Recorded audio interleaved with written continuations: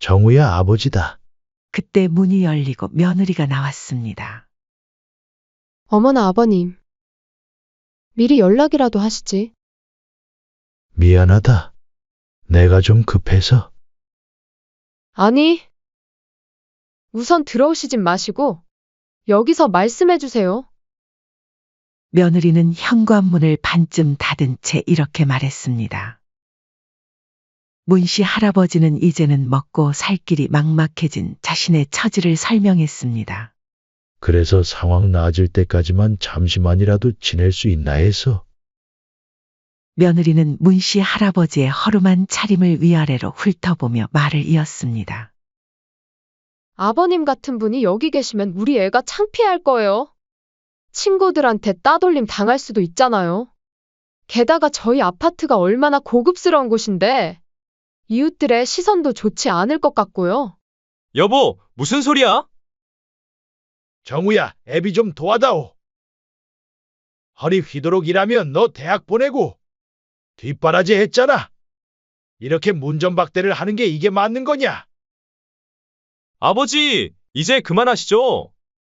아버지가 절 위해 공장에서 일한 것도, 어머니가 절약하면서 사신 것도, 그건 다 부모님들 인생이었겠죠. 제가 해달라고 했습니까?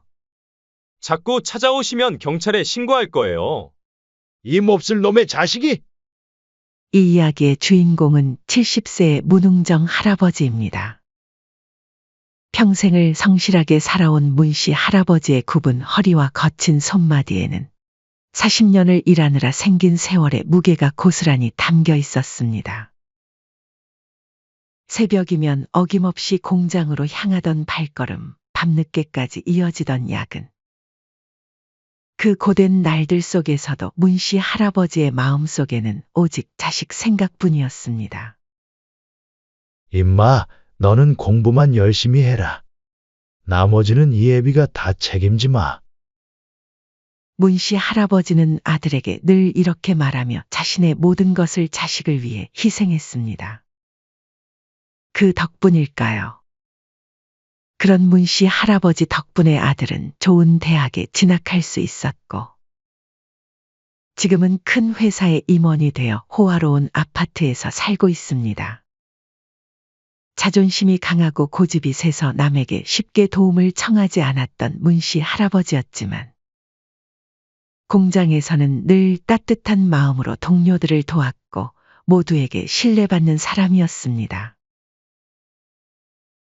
1년 전 30년을 함께한 아내가 세상을 떠나고 난 뒤 문씨 할아버지의 마음속엔 깊은 어둠이 자리 잡았습니다. 시골 마을에서 홀로 가꾸는 텃밭은 외로움을 달래는 유일한 위안이었지만 밤이면 찾아오는 아내의 빈자리는 견디기 힘든 고통이었죠. 임자, 당신이 없으니 나 혼자 살기가 너무 힘드네. 시골 마을에서 홀로 텃밭을 가꾸며 지내던 문씨 할아버지는 아내가 없는 빈자리가 너무나 크게 느껴졌고, 밤이 되면 아내의 사진을 보며 눈물을 흘리곤 했죠. 그러던 어느 날, 젊은 시절부터 함께 일하며 평생을 의지하며 지낸 40년 지기 절친한 친구가 문씨 할아버지를 찾아왔습니다. 웅정아, 염치 없지만 너한테 부탁 하나 하러 왔어.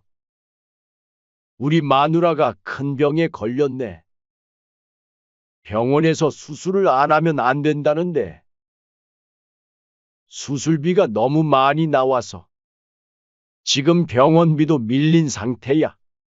친구는 고개를 숙이며 말을 잇지 못했습니다. 딱 일주일만. 돈 나올 때는 있는데 한시가 급해서 그래. 내가 돈은 바로 갚음세. 제발 도와줘. 이러다가 우리 마누라 영영 못 볼지도 몰라. 친구의 눈에는 눈물이 고여 있었습니다. 그 말을 듣는 순간 문씨 할아버지는 1년 전 아내가 병원에 누워있던 모습, 돈이 없어 제때 치료를 받지 못했던 그 날들이 떠올랐습니다. 망설임 없이 문씨 할아버지는 평생 모아둔 퇴직금과 아내의 보험금을 포함한 통장 잔고 대부분을 그 친구에게 빌려주었습니다. 정말 고맙네. 일주일만 기다려줘. 꼭 갚을게. 친구는 돈을 받아들며 연신 감사 인사를 했습니다. 하지만 그 친구는 돈을 받자마자 종적을 감추었고, 문씨 할아버지는 자신이 사기를 당했다는 사실을 뒤늦게 알게 되었습니다. 이제 한 푼도 남지 않은 통장을 바라보며 문씨 할아버지는 앞으로의 생활이 막막해졌습니다.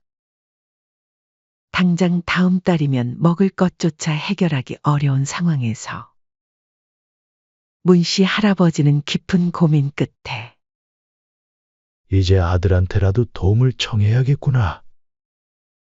라고 중얼거렸습니다. 결국 문씨 할아버지는 마지막 희망인 서울의 아들의 아파트를 찾아가기로 결심했고, 낡은 가방 하나를 들고 서울행 버스에 몸을 실었습니다. 서울 강남의 초고층 아파트 단지 앞에 선 문씨 할아버지는 한참을 위를 올려다보았습니다. 반짝이는 유리창과 대리석으로 된 고급스러운 외관.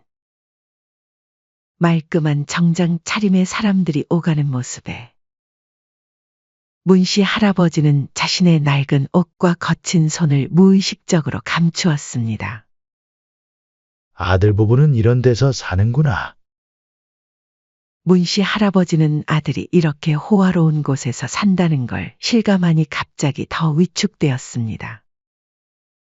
1층 로비에는 정장을 차려입은 경비원이 문씨 할아버지를 의심스러운 눈초리로 바라보았고, 엘리베이터를 타는 동안 거울에 비친 자신의 모습이 너무나 초라해 보였습니다. 떨리는 손으로 초인종을 누르자 "누구세요?" 라는 차가운 목소리가 인터폰을 통해 들려왔습니다. 정우야 아버지다. 문씨 할아버지의 목소리가 떨렸습니다. 그때 문이 열리고 며느리가 나왔습니다. 화장을 한창 하던 중이었는지 반쯤 화장한 얼굴로 나온 며느리는 시아버지를 보자마자 얼굴을 찌푸렸습니다. 어머나 아버님. 이렇게 갑자기 오시면 어떡해요? 미리 연락이라도 하시지. 며느리는 문틈으로 겨우 얼굴만 내밀며 말했습니다. 내가 좀 급해서. 문씨 할아버지는 주머니 속에 손수건을 꼭 쥐며 말을 이었습니다. 대체 무슨 일이시길래 급하다뇨? 아니. 우선 들어오시진 마시고 여기서 말씀해 주세요. 며느리는 현관문을 반쯤 닫은 채 이렇게 말했습니다. 내 친구가 마누라가 아프다고 해서 돈을 좀 빌려줬는데 문씨 할아버지의 떨리는 목소리가 복도에 울렸습니다. 그 사람이 돈 받고 잠적해버렸어. 이제 내 수중에 한 푼도 없다. 문씨 할아버지는 고개를 숙인 채 친구에게 사기를 당한 일부터 이제는 먹고 살 길이 막막해진 자신의 처지를 설명했습니다. 그래서 상황 나아질 때까지만 잠시만이라도 같이 있을 수 있나 해서. 문씨 할아버지의 목소리는 점점 작아졌습니다. 아버님. 며느리의 입에서 한숨 같은 말이 새어나왔습니다. 죄송하지만 저희는 지금 아버님을 모실 형편이 안 돼요. 우리 애가 곧 중학교에 들어가는데 할아버지가 이러고 계시면. 며느리는 문씨 할아버지의 허름한 차림을 위아래로 훑어보며 말을 이었습니다. 애가 창피할 거예요. 아버님 같은 분이 여기 계시면 우리 아이가 친구들한테 따돌림 당할 수도 있잖아요. 게다가 저희 아파트가 얼마나 고급스러운 곳인데. 아버님이 계시면 이웃들의 시선도 좋지 않을 것 같고요. 며느리의 말 하나하나가 문씨 할아버지의 가슴에 대못을 박는 것 같았습니다. 이런 상황에서도 문씨 할아버지는 아들만큼은 자신을 이해해 줄 거라는 마지막 희망을 품고 있었습니다. 점점 커지는 말소리에 아들이 잠에서 깬 듯했습니다. 여보, 무슨 소리야? 안방에서 나온 아들은 현관 앞의 광경을 보고 표정이 굳어졌습니다. 아버지! 이렇게 갑자기 오시면 어떡해요? 아들의 목소리는 차가웠습니다. 정우야, 내가 이런 말 하기 창피하다만 애비 좀 도와다오. 문씨 할아버지의 목소리가 떨렸습니다. 아버지! 솔직히 말씀드리면 이제 아버님 나이면 좀 자중하셔야죠. 무슨 생각으로 그렇게 큰 돈을 남한테 빌려주세요?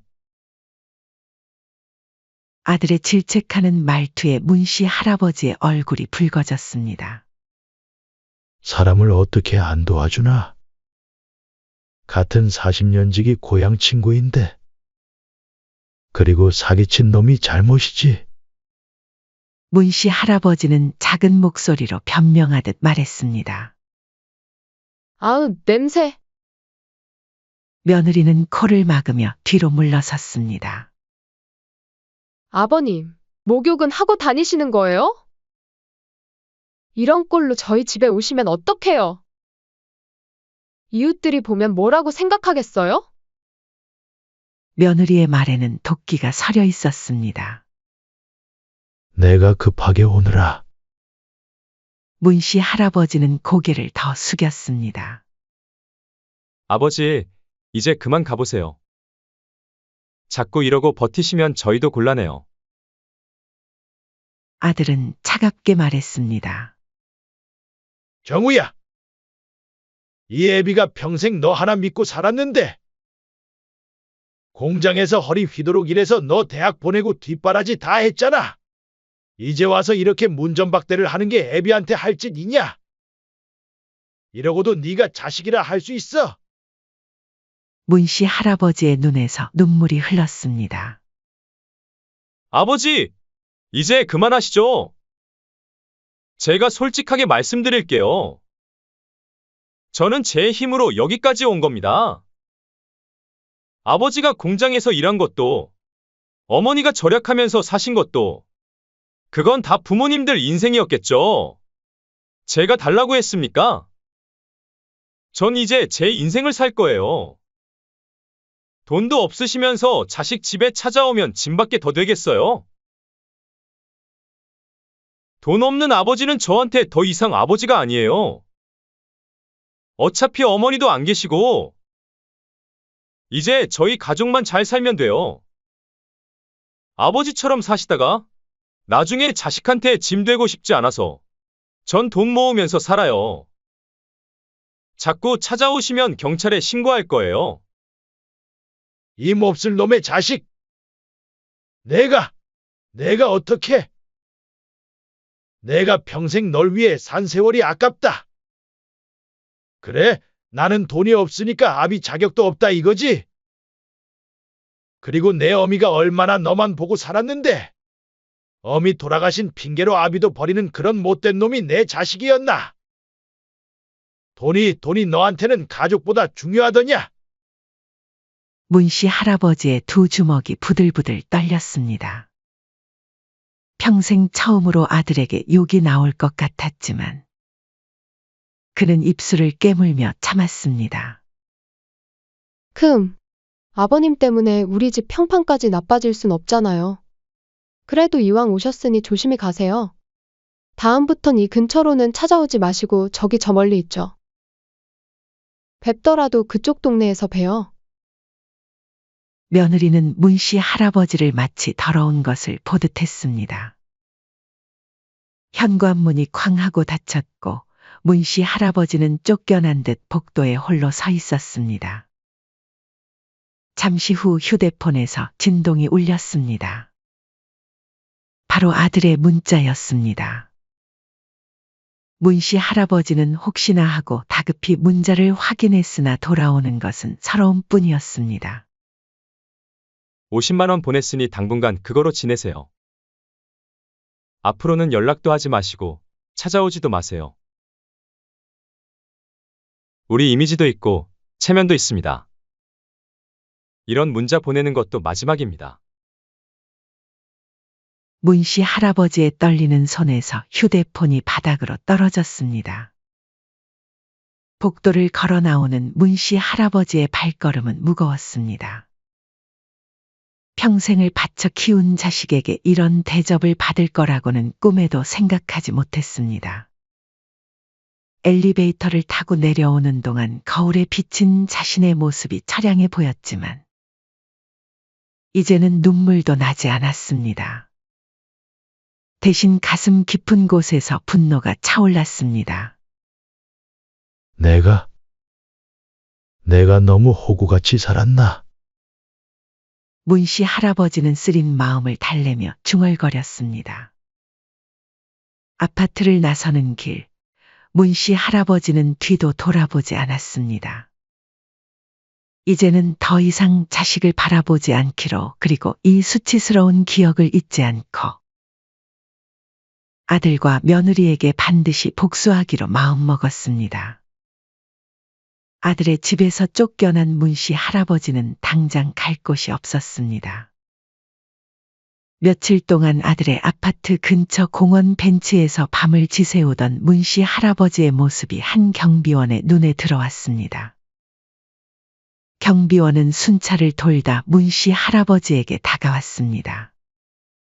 할아버님, 이 추운 날씨에 밖에서 주무시면 안 됩니다. 제가 경비실에 난로라도 피워놓을 테니 거기서 좀 쉬세요.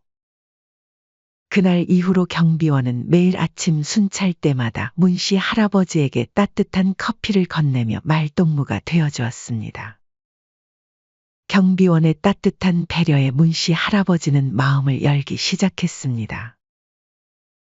두 사람은 비슷한 나이대였고 경비원 역시 과거 자식들에게 버림받은 경험이 있었기에 더욱 가까워질 수 있었습니다.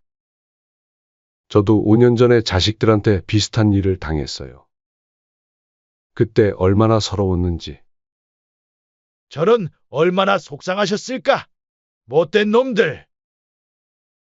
둘은 이제는 매일 아침 경비실에서 함께 커피를 마시는 사이가 되었습니다. 그러던 어느 날 경비원이 조심스럽게 입을 열었습니다. 할아버님, 이런 말씀 드리기가 조심스럽지만 며느님이 매주 화요일마다 이상한 행동을 하시는 것 같아서요. 경비원은 잠시 말을 멈추더니 목소리를 낮추어 말을 이었습니다. 며느님이 집을 나가시는데 매번 다른 남자를 태우고 주차장에 들어오는 걸 몇 번 봤습니다. 순간 문씨 할아버지의 얼굴이 굳어졌습니다. 그동안 자신을 천대하고 무시했던 며느리가 정작 본인은 불륜을 저지르고 있었다니요. 문씨 할아버지의 마음속에서 분노가 천천히 피어올랐습니다. 정말입니까? 문씨 할아버지의 목소리가 떨렸습니다. 전 이런 말씀 드리기가 참.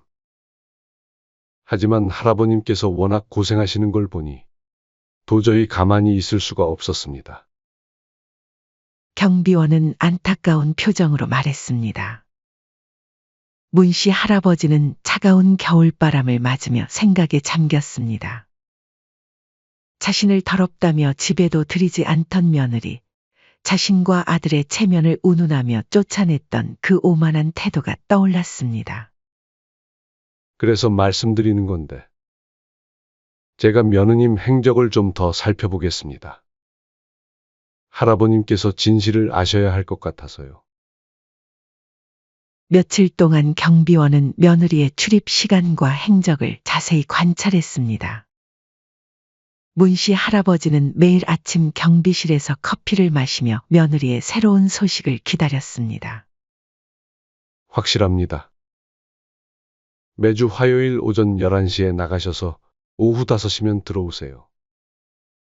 그리고 그 차. 항상 같은 검은색 차가 며느님을 태우러 옵니다. 이 말을 들은 순간 문씨 할아버지의 입가에 쓴웃음이 번졌습니다. 이제 보니 내가 그 집에 들어갈 수 없었던 이유가 하나가 아니었구만. 문씨 할아버지의 머릿속에서 그날의 기억이 스쳐 지나갔습니다.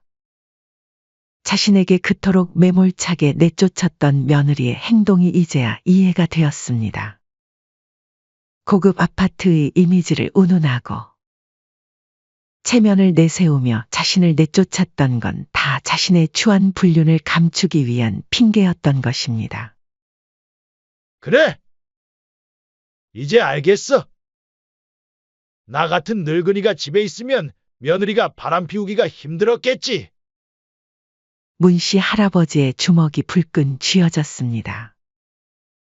가슴 속에서는 이제 슬픔 대신 차가운 분노가 자리 잡았습니다. 자신을 무시하고 내쫓은 며느리의 위선적인 모습을 떠올리니 오히려 통쾌한 기분마저 들었습니다. 아주 잘 됐네. 이제 내가 어떻게 해야 할지 잘 알겠어.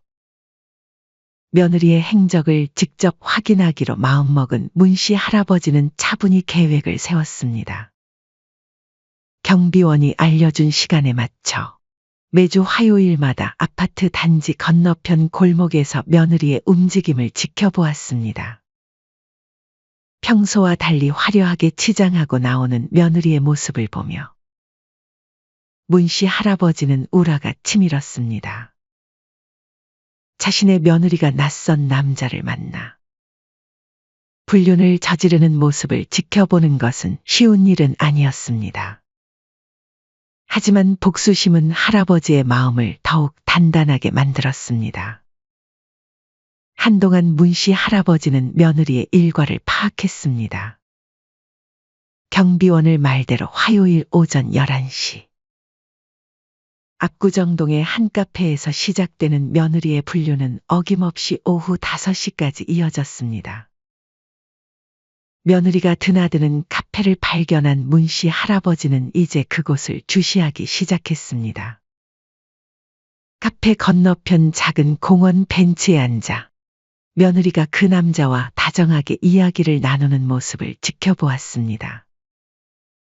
매번 고급 승용차를 타고 나타나는 남자는 아들보다 나이가 많아 보였습니다.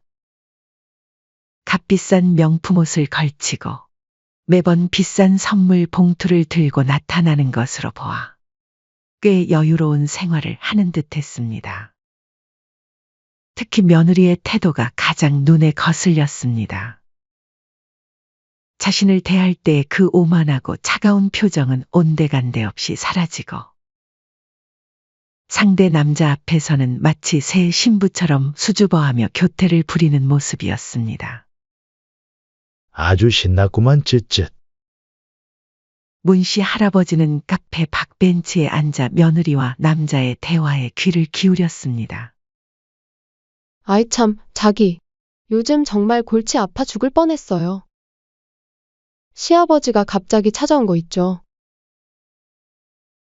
그때 말한 시골 노인네 말하는 거야? 맞아요. 더럽고 지저분한 옷차림에 당장 쫓아내버렸죠. 우리 낭군님 만나는데 방해될까봐 겁나더라고요. 며느리는 손사래를 치며 웃었습니다. 자기야, 그래도 시아버지인데 너무했던 거 아니야? 에이, 그럴 리가요. 그 양반이 우리 집에 살게 되면 이렇게 만나기도 힘들잖아요. 남편은 머저리라 잘 모르지만 그 영감은 좀 똑똑해 보이던데. 우리 관계 금방 눈치챌 것 같았어요. 하하. 남편은 뭐래? 그 반푼이요? 제가 시키는 대로 하죠 뭐. 자기 아버지한테 연락도 하지 말고 찾아오지도 말라고 했어요. 대박 웃기죠? 자기 아버지한테 남이라고 하면서요. 둘은 키득거리며 웃었습니다. 문씨 할아버지의 손끝이 파르르 떨렸습니다. 그동안의 분노가 가슴속에서 용암처럼 끓어올랐습니다. 이제는 충분한 증거를 모을 때였습니다. 이 모든 상황을 영상으로 담아 며느리의 위선적인 민낯을 아들에게 보여주고 싶었습니다. 하지만 이 정도로는 부족했습니다. 낡고 오래된 휴대폰으로 들킬까봐 멀리서 찍은 흐릿한 영상만으로는 부족했고, 더 확실한 증거가 필요했습니다. 문씨 할아버지는 카페 안으로 들어가 직원과 이야기를 나누어 볼 생각이었습니다. 더 이상 지켜볼 필요가 없었습니다. 문씨 할아버지는 카페로 들어갔습니다. 젊은 카페 직원이 문씨 할아버지를 의아한 눈으로 바라보았습니다. 죄송하지만 잠시 이야기 좀 할 수 있을까요? 네? 무슨 일이신지. 직원은 망설이는 듯 했습니다. 매주 화요일마다 오는 여자 손님. 박수정이라고 제 며느리인데 불륜을 저지르고 있는 것 같아요. 문씨 할아버지는 떨리는 목소리로 말했습니다. 저는 그 여자의 시아버지입니다. 문씨 할아버지의 목소리가 흔들렸습니다. 직원은 난처한 표정을 지으며 고개를 저었습니다. 죄송하지만 손님 개인정보는 알려드릴 수 없어요. 제발.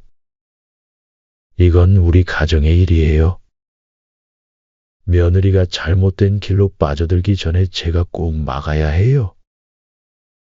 문씨 할아버지는 자신이 며느리에게 쫓겨난 이야기부터 지금까지의 상황을 모두 털어놓았습니다. 추운 겨울날 길거리에서 보낸 밤들, 자식에게 무시당한 서러움까지. 처음에는 직원도 난처한 표정을 지었지만 한참을 고민하다 말을 꺼냈습니다. 사실 저도 그 손님들이 좀 신경 쓰였어요. 매주 화요일마다 오시는데 분명 부부 사이는 아닌 것 같은데 부부처럼 행동하셔서 눈길이 가더라고요. 직원은 잠시 고민하더니 휴대폰을 꺼냈습니다. 제가 CCTV 영상을 좀 보여드릴 수 있을 것 같아요. 원래는 안 되는 건데 아버님 상황을 들으니 너무 안타까워서요. 직원은 잠시 자리를 비웠다가 USB 하나를 들고 돌아왔습니다. 그 안에는 며느리와 그 남자가 카페에서 다정하게 이야기를 나누고 손을 맞잡고 서로를 향해 낯뜨거운 애정 행각을 하는 모습들. 게다가 시아버지를 모욕하며 키득거리는 장면까지 고스란히 담겨 있었습니다. 이제 남은 것은 이 증거를 어떻게 활용할 것인가 하는 것이었습니다. 단순히 아들에게 보여주는 것만으로는 부족했습니다. 며느리가 자신을 무시하고 내쫓았던 것처럼 그녀도 모든 것을 잃고 쫓겨나게 만들고 싶었습니다. 이제 진짜 복수를 시작해볼까? 너에게 보여줄 것이 있으니 회사 앞으로 나와라. 문씨 할아버지는 아들에게 짧은 문자를 보냈습니다. 그리고 아들의 회사 앞으로 향했습니다. 문씨 할아버지는 이제는 더 이상 초라한 노인이 아니었습니다. 손에는 아들이 보면 배신감에 놀라 뒤집어질 만한 며느리의 추한 민낯이 담긴 결정적인 증거가 들려 있었고, 문씨 할아버지의 가슴 속에는 뜨거운 복수심이 가득했습니다. 아들은 처음에 귀찮다는 듯 마지못해 회사 앞으로 나왔습니다. 아버지! 제가 그때 다 말했잖아요. 또 돈 때문에 오신 거예요. 문씨 할아버지는 말없이 봉투를 건넸습니다. 이게 뭐예요? 아들은 짜증 섞인 목소리로 물었습니다. 내 마누라가 어떤 여자인지 똑똑히 봐라. 아들은 귀찮다는 듯 봉투를 열었고, 순식간에 아들의 얼굴이 창백해졌습니다. 사진 속에는 며느리와 다른 남자의 노골적인 불륜 장면이 고스란히 담겨 있었습니다. 이게 무슨, 아들의 목소리가 떨렸습니다. 이제 알겠지? 내가 그토록 믿던 마누라가 어떤 여자인지. 그때 나를 무시하고 내쫓으면서 체면을 따지더니 정작 내 체면은 이게 뭐냐? 문씨 할아버지의 말에 아들은 얼굴이 창백해지며 분노와 수치심에 휩싸였습니다. 이게 뭐예요? 도대체 왜 이런 짓을 하신 거예요? 아들은 문씨 할아버지를 노려보며 소리쳤습니다. 문씨 할아버지는 미소를 지으며 다시 말했습니다. 정우야, 너가 그때 아비를 배신한 것처럼 너도 이제 배신당한 기분을 알게 될 거다. 그때 내가 얼마나 나를 무시했는지 기억나냐? 내가 나에게 상처 주고 문 밖에서 내쫓았을 때, 그때 내 아픔을 너도 똑같이 당해봐야 해. 그리고 뭐? 부모의 도움 없이 너 힘으로 잘 된 거라고. 한심한 놈. 사람 보는 눈 하나 제대로 없으면서 무슨. 내가 얼마나 오만했는지 지금 그 대가를 치르게 되는 거야. 할아버지의 말에는 분노를 넘어서 진심으로 아버지로서 아들에게 하는 충고였습니다. 이에 아들은 아무 말도 하지 못하고 굳어버렸고, 이내 휴대폰을 꺼내 며느리에게 전화를 걸었습니다. 당신! 지금 당장 집으로 와! 빨리! 아들의 떨리는 목소리에는 분노와 배신감이 가득했습니다. 문씨 할아버지의 말을 들은 아들은 곧장 집으로 향했습니다. 아들이 가져간 증거들은 며느리를 완벽하게 궁지로 몰아넣기에 충분했습니다. 며느리는 처음에는 발뺌을 하려고 했지만 USB 안에 담긴 CCTV 영상과 사진들이 하나둘 공개되자 더 이상 변명할 수 없게 되었습니다. 며느리의 얼굴은 점점 하얗게 질려갔고 한동안 아무 말도 하지 못하다가 제가 잘못했어요, 여보. 결국 흐느끼며 무릎을 꿇었습니다. 그녀의 입에서는 변명 아닌 변명이 이어졌지만 아들은 더 이상 그 말을 믿지 않았습니다. 그러나 이것은 시작에 불과했습니다. 문씨 할아버지의 복수는 이제 본격적으로 시작되었습니다. 경비원은 아파트 주민들에게 며느리의 불륜 사실을 은밀하게 퍼뜨리기 시작했습니다. 특히 평소 그녀의 오만한 태도에 불편함을 느끼던 주부들 사이에서 소문은 삽시간에 퍼져나갔고, 경비원은 그녀가 시아버지를 무자비하게 내쫓았던 일까지 상세히 전했습니다. 며느리의 불륜이 폭로된 후 아파트 단지는 순식간에 발칵 뒤집혔습니다. 명품으로 치장하고 우아한 척하던 며느리는 이제 혼자 집 밖으로 나서기조차 힘들어졌습니다.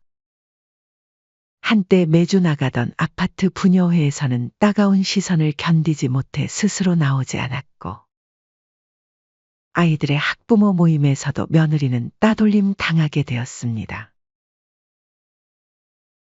그리고 친하게 지냈던 주변 이웃들조차 그녀를 외면하기 바빴죠. 특히 이웃들의 조롱이 가장 견디기 힘들었습니다. 저기 봐. 시아버지를 쫓아내고 불륜까지 저지른 그 집 며느리야. 그러게 간땡이도 크네. 깨끗한 척, 품위 있는 척하면서 뒤로는 그런 짓을 하고 다녔으니. 한편 입주민 대표회의에선 아파트의 품격을 떨어뜨린다는 이유로 그들의 퇴거를 종용하는 목소리가 커졌고, 심지어 일부 주민들은 불륜녀의 아이와 자신의 아이가 같은 학교를 다니는 것을 우려한다며 교육 환경까지 거론했습니다.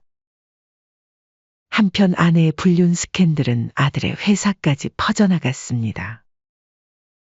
같은 아파트에 사는 상무의 부인이 부녀회 모임에서 들은 이야기를 남편에게 전했고,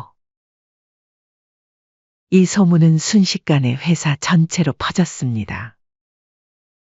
한때 능력 있는 임원으로 인정받던 아들은 이제 수치심에 고개를 들고 다닐 수조차 없게 되었습니다. 결국 아들과 며느리의 사이는 파국을 맞았습니다.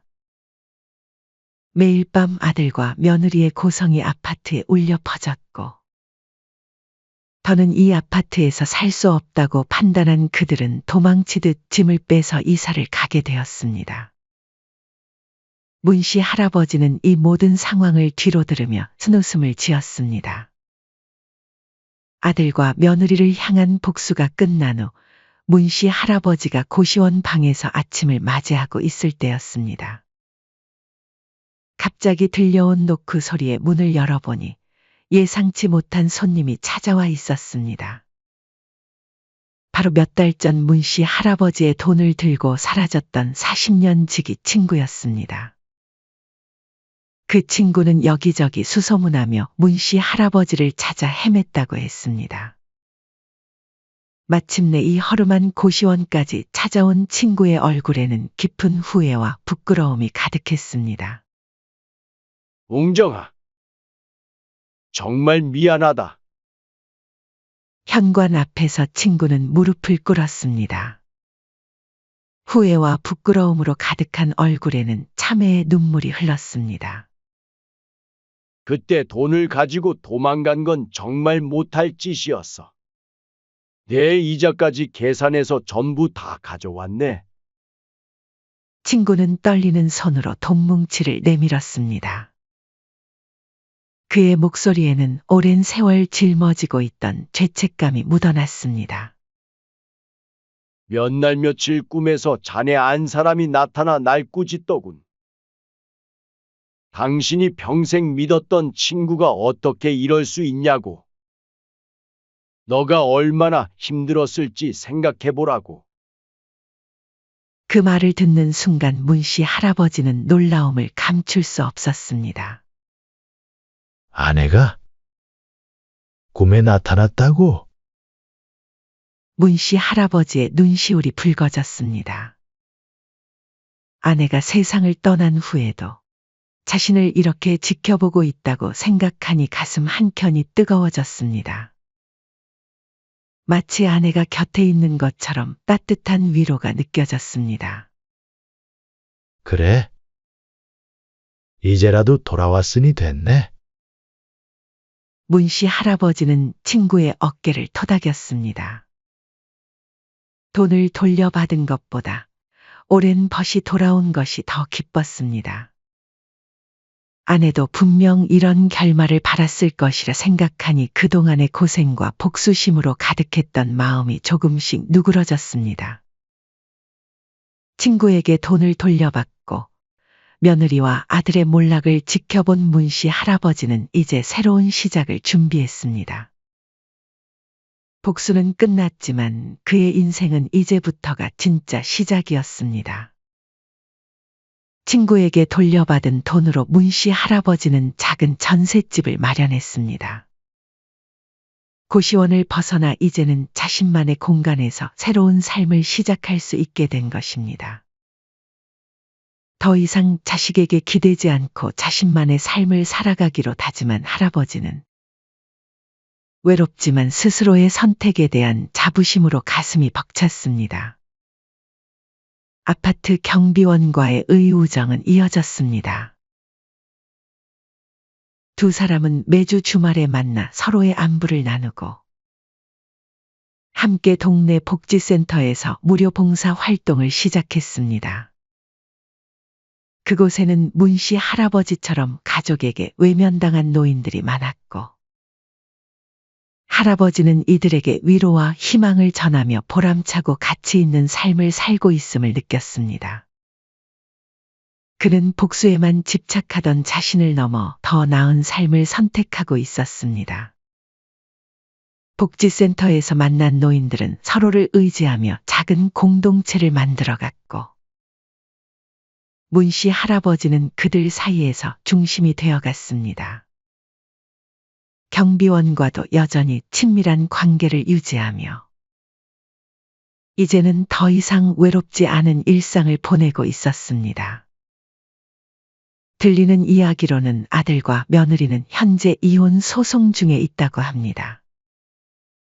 아들은 며느리의 불륜남에게 상간남 소송까지 진행하고 있었죠. 놀랍게도 그 불륜남 역시 기혼자였습니다. 정말 어이가 없는 상황이었죠. 며느리는 불륜남에게도 버림받고 결국 아들에게 다시 매달리기 시작했지만 아들은 그런 며느리를 받아주지 않았다고 합니다.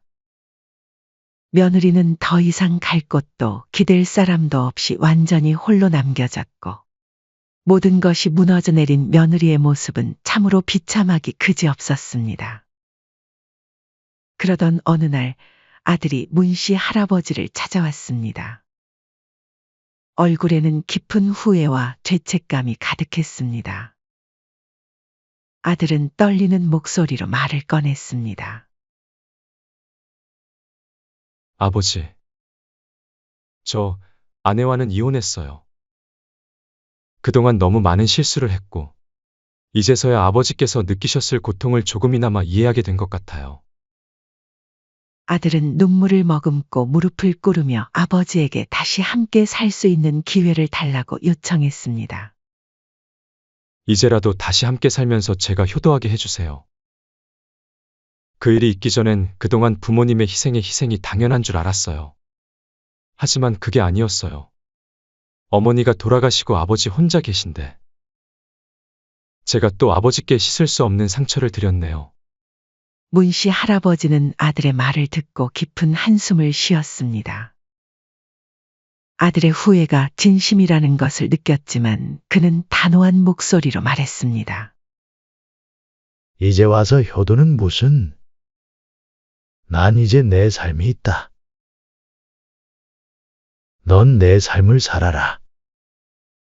난 이제 다시 자식에게 의지하고 싶지 않다.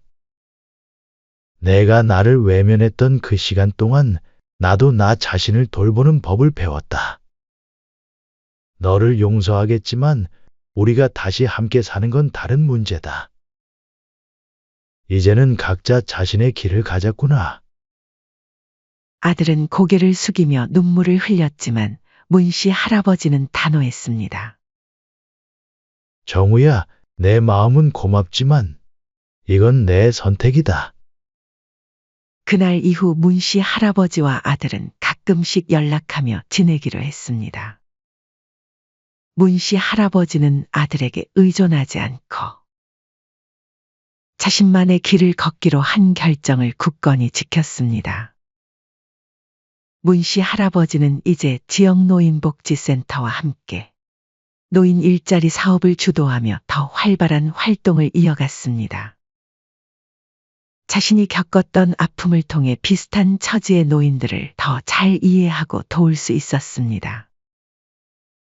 하지만 밤이 되면 문씨 할아버지는 여전히 깊은 고민에 빠졌습니다. 아들의 진심 어린 사과가 마음에 걸렸고 아내가 떠나고 외로워했던 것도 사실이었습니다.